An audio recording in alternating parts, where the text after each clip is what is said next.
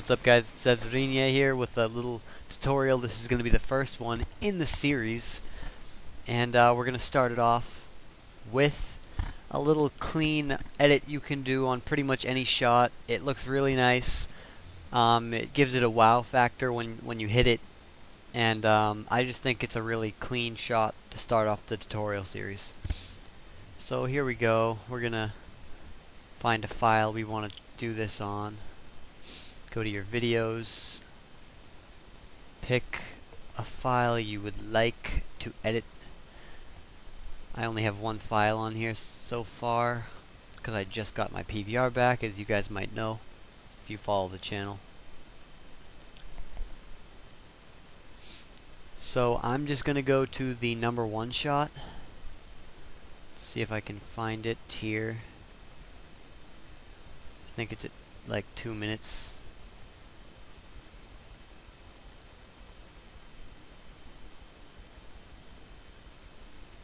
Okay, so you guys probably won't have to do this if you have a shot already selected, but I'm just gonna skip to the end of this after I find my shot. Okay guys, so I found my shot. Here it is. I'm gonna show you how to snip it out if you haven't already done so. You're gonna hit Control-Shift-D where you want the start to be. You're gonna go to the end of the shot, find the end.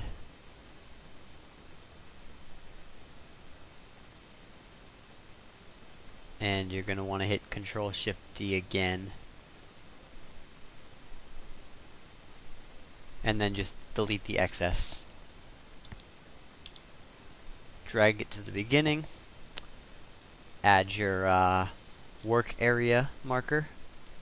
Zoom in on your workspace by using the icon at the bottom left corner of your timeline. And let's get started. I did this in theater mode, so I'm going to have to crop out the part where it's paused. So right there is fine. I'm going to start it right there, just in case. Delete that. Do the same thing, drag it to the beginning. Cut your workspace. Now, since this is theater, sometimes you just have that little pause in the middle of the video. And if you're wondering how to get rid of that pause in the middle of your recording, you go to the pause and you use Control, left and right arrow keys to find the exact frame where you paused. So mine is going to be right there.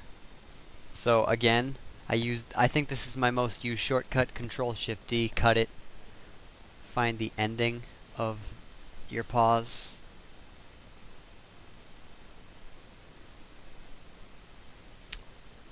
Mine's probably about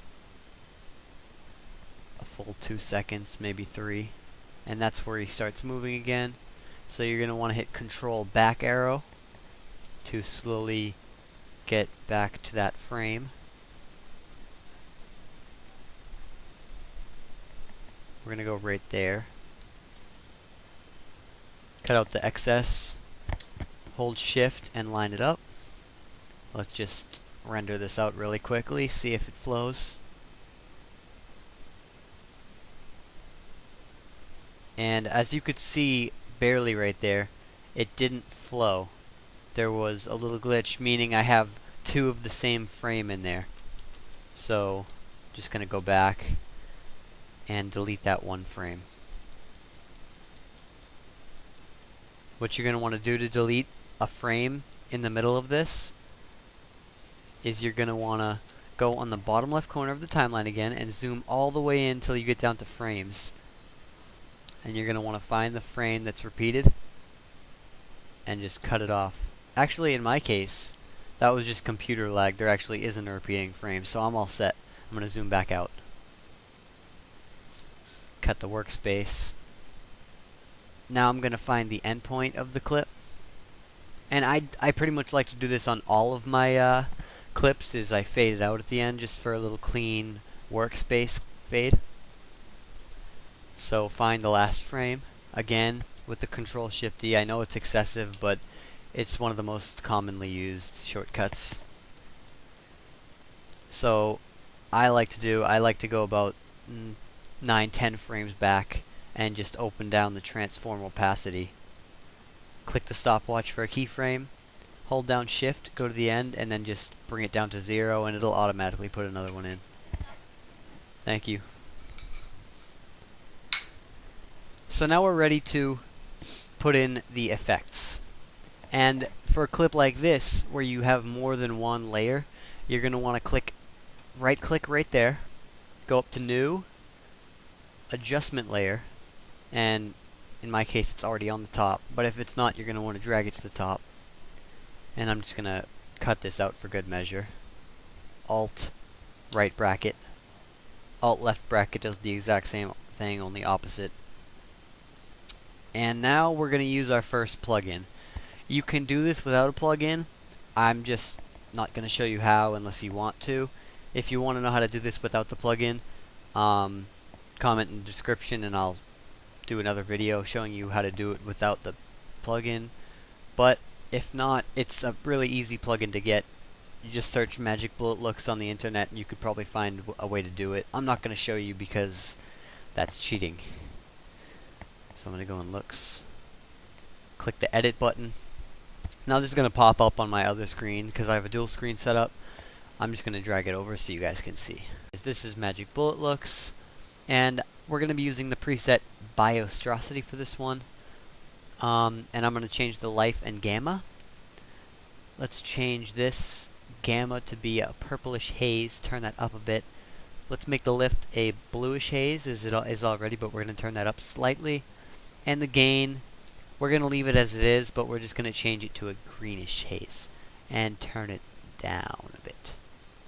There we have it. Now we're just going to click Finished, and the effect will pop in. After you have that part done, that's pretty simple. I'm going to go and add another adjustment layer, and we're going to trim it down to where we have the shot. So let's just zoom in here. Up, up. My bad. Control right is the shortcut for this, and I'm just gonna spam it till we get the shot. And one more full rotation, and we should have the shot. So I think it's right there. So you're gonna click Alt, left bracket. Go to the end of the video, Alt, right bracket. We've got that bracketed off. Click on this, go to Effects. We're going to go to Distort, Bulge. And we are going to add a bulge. Make the bulge height about 1.2, I'm going to say.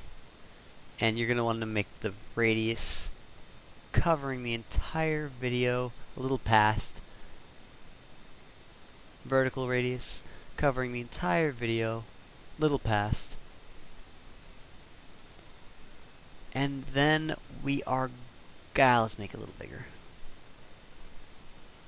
Yeah, that looks better. And that's done for the most part. We're just gonna go and we're gonna keyframe the bulge height.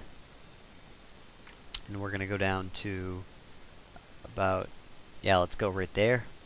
And you're gonna change I'm sorry, I kind of skipped this part, but what I meant by keyframe was you click the stopwatch and it'll add a keyframe. If you aren't familiar with this program, click on the 1.2 bulge height and you're gonna type in 0, and it'll automatically create another keyframe, so you won't have to worry about that. And it'll just create a nice little fade where it'll go from being bulged out when you shoot to a nice little fade. And after you add that last effect in this render, go to Generate CC Light Burst 2.5. We're just going to go back to where the shot is, and we're going to turn the intensity up to 115. That's just how I like it. We're going to leave the ray length as is, and we're going to create keyframes on both intensity and ray length. And we're going to go out about to where the bulge ended, maybe a little bit past. And we are going to set these both back to 0. And then right about here, guys, I do this in every one of my edits, or almost every one. You're going to go to transform, and oh, alright, I already did this. Basically, you just have a fade out at the end of every clip. So that's it, guys, for this. I'm going to render it and show you the ending. I'll probably give you an example right at the end. But guys, this was a clip from the top 5 shots. This was number 1, hit by, I think it was Design Way. Congratulations to you for hitting the number 1 shot. And congratulations to everyone else who was featured in the top 5 kill cams. Peace out, guys. It was good. Zevzrinye or Sight.